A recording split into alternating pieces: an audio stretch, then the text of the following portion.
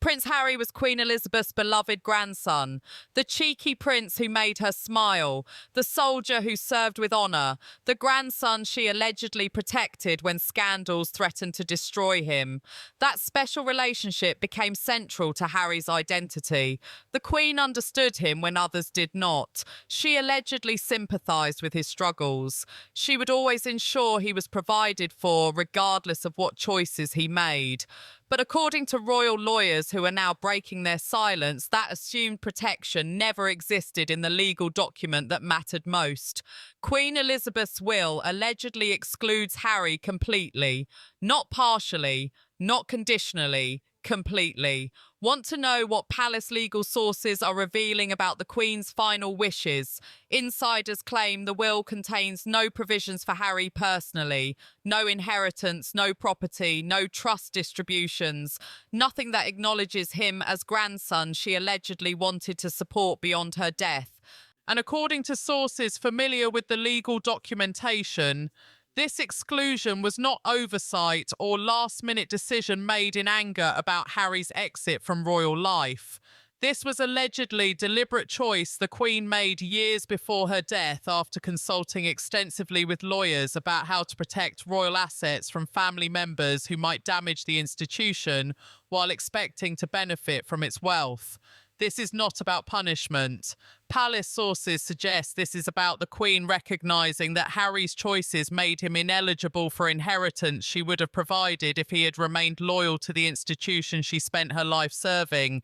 And Harry, according to insiders, is devastated because discovering he received nothing from his grandmother's will means confronting that her love did not extend to financial provision when he chose California independence over royal duty. To understand why Queen Elizabeth excluded Harry from her will, you need to go back to how she actually viewed inheritance and royal responsibility. Long before Harry left, long before the memoir attacks, the Queen allegedly maintained strict philosophy about royal wealth distribution. But here's what most people don't know. According to sources familiar with how the Queen approached estate planning, she did not view inheritance as automatic entitlement based on bloodline. She allegedly believed royal wealth came with obligation to serve the institution that generated that wealth across centuries. Word from palace legal circles suggests the Queen consulted repeatedly with advisors about how to structure her will to protect assets from family members who rejected royal duty while expecting royal benefits.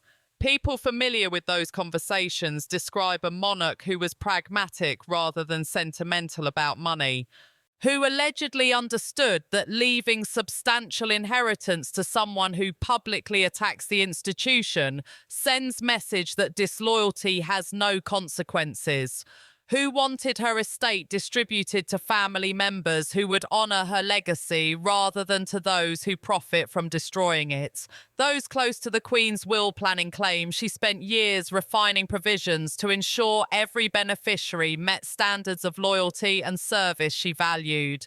And according to insiders, Harry failed those standards so completely that including him became impossible for a queen who would not compromise her principles, even for a grandson she allegedly loved. People familiar with how the will was structured describe mechanisms specifically designed to exclude family members who write tell-all books, give damaging interviews, or publicly criticise the monarchy. And Harry, sources suggest, violated every criterion the Queen established for determining who deserves to inherit wealth built by institution he rejects. According to palace lawyers, the Queen allegedly made these decisions while she was still healthy and clear-headed, not in anger, not impulsively, but through careful legal process that ensured her wishes could not be challenged or overturned after her death. And the result, insiders claim, is will that provides generously for working royals who serve the institution while excluding entirely those who chose independence over duty. This is where the story shifts from legal document to personal devastation that changed how Harry views his entire relationship with his grandmother. So when did Harry learn he was completely excluded from Queen Elizabeth's will? According to sources close to the situation, Harry received notification from palace lawyers after the will was probated. Want to know what that notification revealed? Insiders claim it informed Harry that the Queen's will contained no provisions benefiting him personally, that properties he allegedly assumed he might inherit went to working royals, that financial distributions he thought were guaranteed went to family members who remained loyal, and that the Queen apparently made conscious choice not to leave Harry anything that would benefit someone who spent final years of her life publicly attacking everything she represented. People familiar with Harry's reaction describe someone who was shocked despite all the warnings he received, who allegedly believed his grandmother's love would transcend his choices and ensure he was provided for, regardless of what he said or did. And according to sources, Harry initially assumed the exclusion was King Charles's decision made after the Queen's death. But palace lawyers reportedly showed him documentation proving the Queen herself structured the will to exclude him years before she died.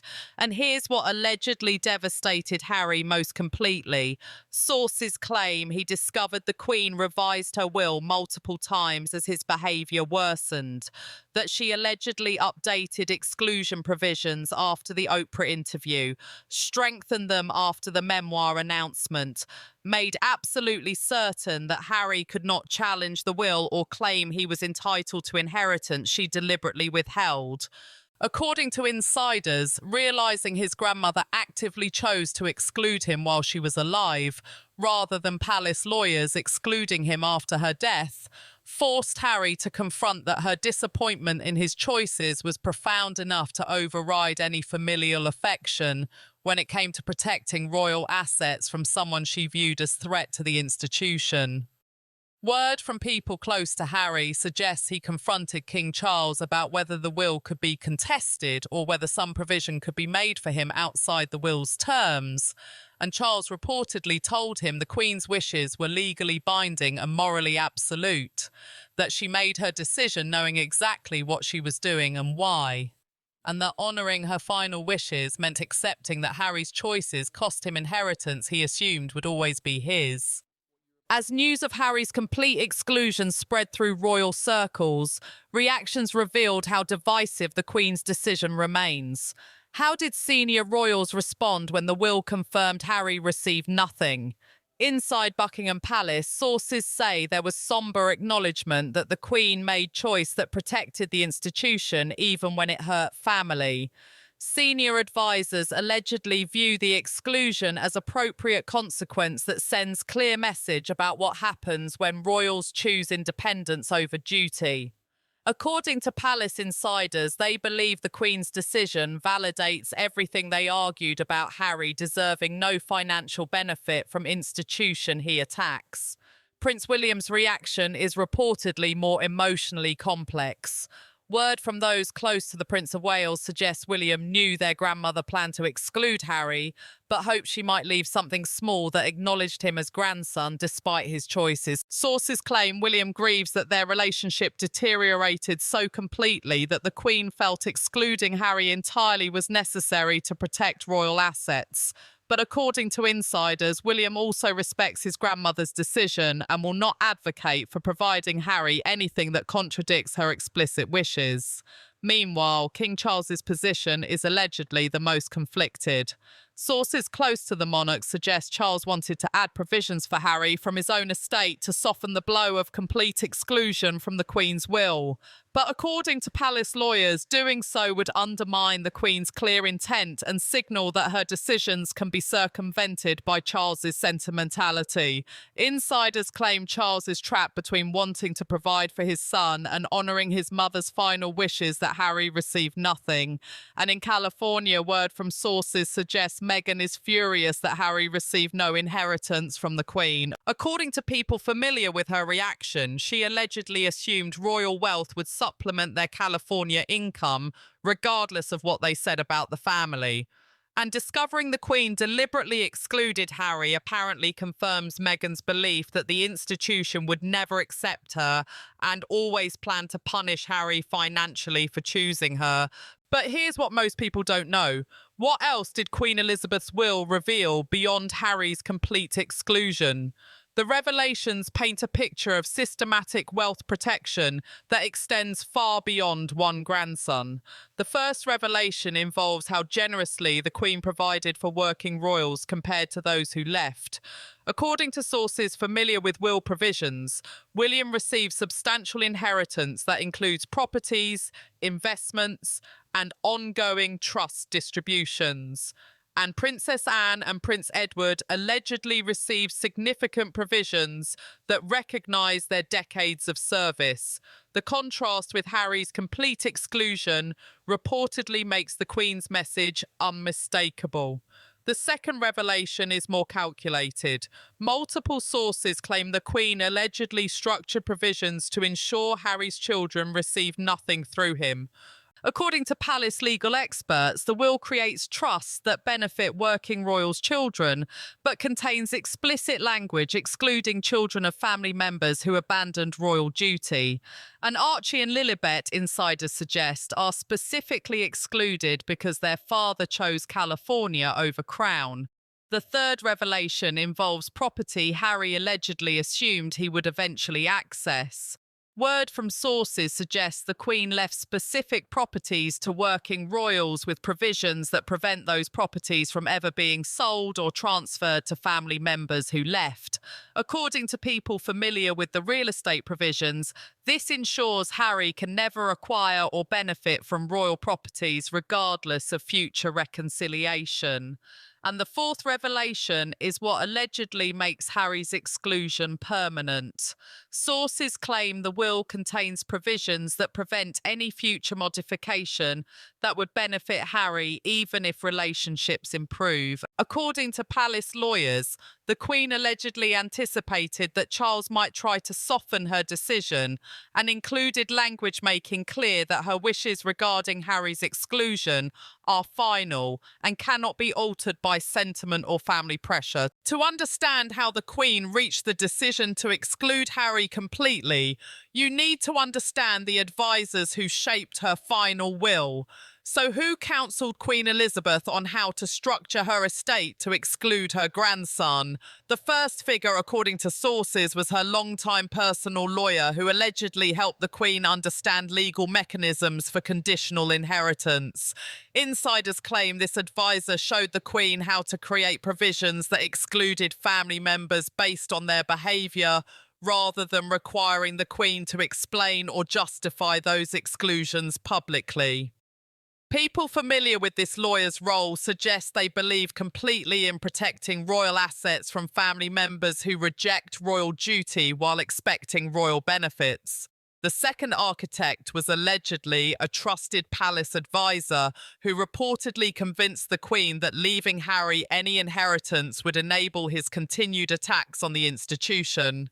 Word from sources suggests this person presented analysis showing that financial security from royal inheritance would remove any incentive for Harry to reconcile or moderate his public criticism, and the Queen, according to insiders, agreed that cutting Harry off completely was the only way to create consequences that might eventually change his behaviour.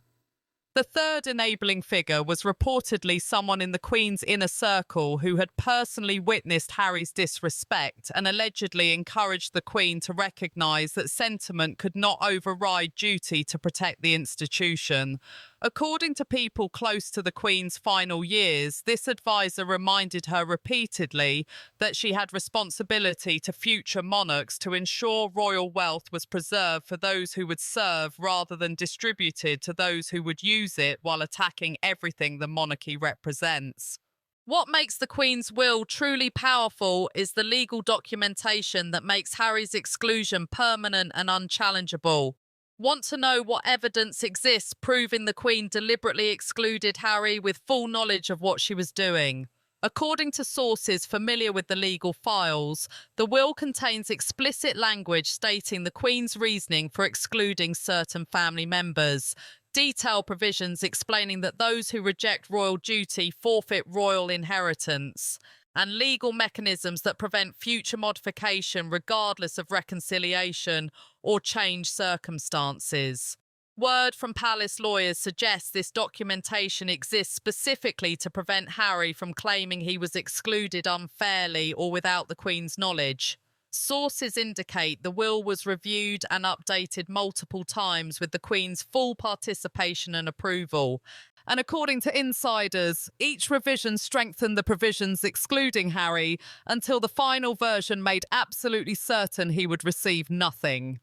People familiar with the legal vault claim palace lawyers are prepared to produce documentation showing the Queen's mental competence, her explicit instructions about Harry's exclusion, and her clear intent that her wishes be honoured regardless of family pressure to modify them after her death. The evidence exists in signed documents, witness statements, and legal opinions the Queen requested to ensure her decisions could not be challenged. And Harry, according to sources, has no legal recourse because the will was properly executed and explicitly states the Queen's intentions regarding his complete exclusion from her estate. And now we reach the final truth about what happens when your choices cost you inheritance you assumed was guaranteed. How does a prince survive learning his grandmother deliberately excluded him from her will? Harry stands in California, reportedly devastated by recognition that the Queen's love did not extend to financial provision when he chose a tax over loyalty. According to sources, he cannot contest the will because it was properly structured and explicitly states her intentions. He cannot appeal to family because honouring the Queen's wishes means accepting her decision regardless of how painful. Word from insiders suggests Harry must now confront that his grandmother viewed his behaviour as serious enough to warrant complete financial exclusion. Those familiar with his emotional state claim he feels betrayed by the Queen prioritising institution over grandson. But according to palace sources, the Queen made choice that protected the monarchy, even when it meant excluding family members she loved, because duty outweighed sentiment when it came to preserving royal wealth for those who serve. The will exists with clear provisions. The legal documentation proves deliberate exclusion. And Harry must face reality that his choices cost him inheritance worth millions that he will never recover because the Queen decided that attacking the institution while expecting to benefit from it was unacceptable betrayal she would not reward even in death. Because in the end, every choice has consequences. And Harry's consequence, according to the Queen's final legally binding wishes, is receiving nothing from the grandmother who allegedly loved him but loved the crown more.